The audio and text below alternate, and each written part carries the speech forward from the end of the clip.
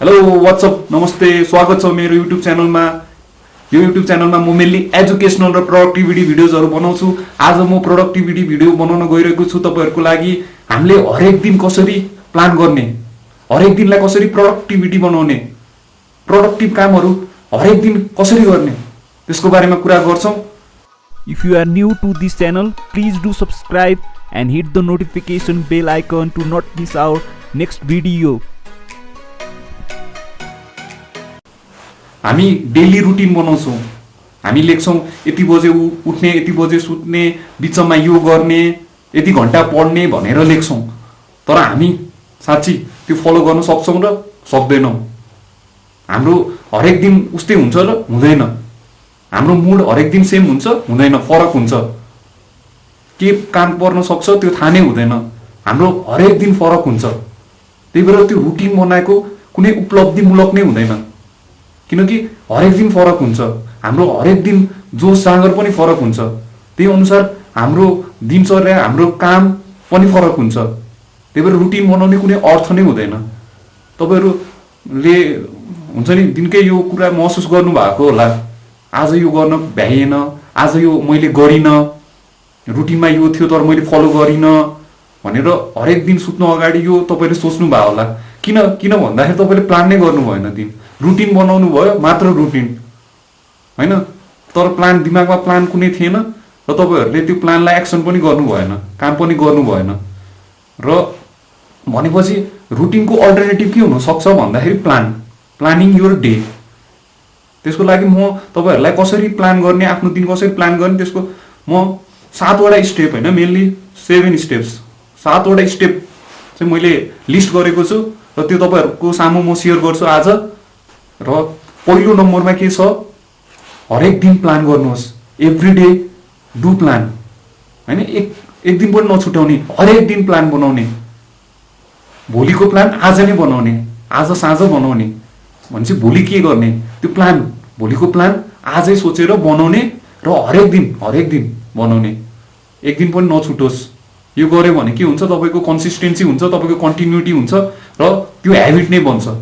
र दोस्रो नम्बरमा के हो, निश्चित एउटा समय तोक्नुहोस् प्लानको लागि हैन। तपाईहरुले प्लानिङ गर्ने एउटा निश्चित समय तोक्यो भने के हुन्छ भन्दाखेरि त्यो समयमा तपाईले प्लानिङ गर्नुहुन्छ, भोलिको लागि प्लानिङ गर्नुहुन्छ।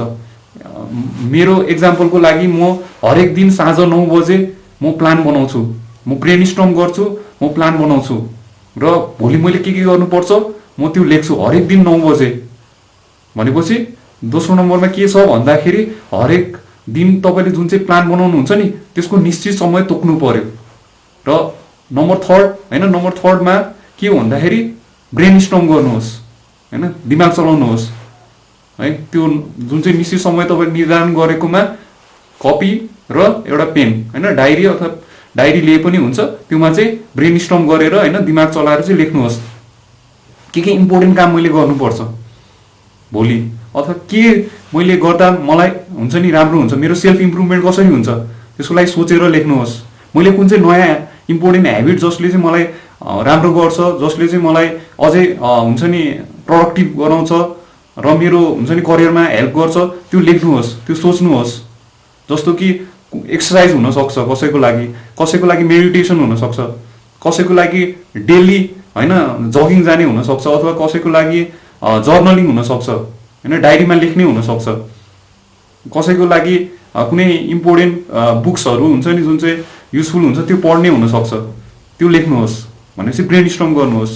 र नम्बर 4 मा तपाईहरुले के हो इम्पोर्टेन्ट के हो भन्दाखेरि लेख्नु पर्यो। मेन कुरा प्लान चाहिँ तपाईले प्लान लेख्नु पर्यो र प्लान हुन्छ नि इम्पोर्टेन्ट कुन चाहिँ इम्पोर्टेन्ट छ त्यसलाई लिस्ट आउट गर्नु पर्यो र मस्ट टु डु भन्छ नि जुन चाहिँ गर्नै पर्ने कुराहरु चाहिँ हाइलाइट गर्नु पर्यो र त्यो गर्नै पर्यो, प्लान अनुसार त्यो गर्नै पर्यो। भनेपछि नम्बर 4 मा मस्ट टु डु भनेपछि गर्नै पर्ने कुराहरु लेख्नुहोस्। भोलि गर्नै पर्ने के कुराहरु छ लेख्नुहोस्।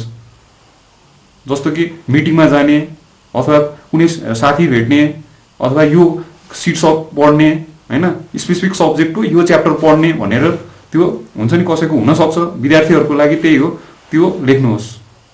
र नम्बर 5 मा के छ भन्दाखेरि बिहान उठेपछि तपाईँहरूले त्यो हेर्नु पर्यो, प्लान बनाएको हेर्नु पर्यो। डायरी खोल्नुहोस् र हेर्नुहोस् तपाईँले हिजो के प्लान बनाउनु भएको थियो आजको, त्यो सबै हेर्नु पर्यो र तपाईँहरूले दिमागमा हुन्छ नि हो म आज यो गर्छु भनेर होइन दिमागलाई एकदम मोटिभेट गर्नु पर्यो। र नम्बर 6 मा 6 नम्बरमा के छ भन्दाखेरि एक्सन। जुन चाहिँ लिस्ट बनाएको थियो मस्ट टु डु लिस्ट जस्तो काम गर्नै पर्ने त्यो कामहरू गर्नुहोस् र जुन चाहिँ अलिकति लेस इम्पोर्टेन्ट छ होइन त्यो भ्याउनु भएन भने नेक्स्ट डे गर्छु भनेर लेख्नुहोस् र जुन चाहिँ गर्नै पर्ने कामहरू चाहिँ डेली गर्नुहोस्। र लास्टमा के छ भन्दाखेरि सुत्नु अगाडि तपाईँले रिभ्यू गर्नु पर्यो, रिभ्यू योर डे।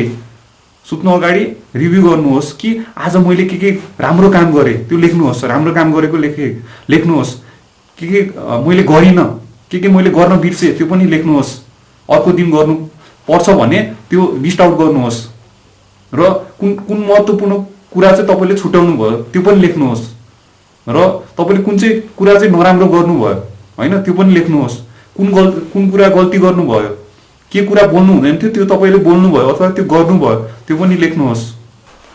आज हामीले हाम्रो हरेक दिन कसरी प्लान गर्न सकिन्छ त्यसको बारेमा कुरा गऱ्यौँ र आशा छ तपाईँहरूलाई यो भिडियो मन पर्यो होला। यदि मन पर्यो भने प्लिज लाइक कमेन्ट सेयर गरिदिनु होला र तल कमेन्ट बक्समा चाहिँ आफ्नो क्वेरिजहरू होइन आफ्नो जिज्ञासाहरू पनि राख्नुहोस् होइन। मैले नेक्स्ट टपिक केमा बनाउने होइन नेक्स्ट भिडियो कुन टपिकमा के तपाईँहरूलाई के छ भने प्लिज मलाई सोध्न सक्नुहुन्छ अथवा तपाईँहरूले फिडब्याक दिन सक्नुहुन्छ र यो भिडियोलाई सेयर गरिदिनुहोस् र प्लिज तपाईँहरूले सब्सक्राइब गर्नुभएको छैन भने प्लिज यो च्यानललाई सब्सक्राइब पनि गर्नुहोस् र बेल आइकन पनि बजाउनुहोस्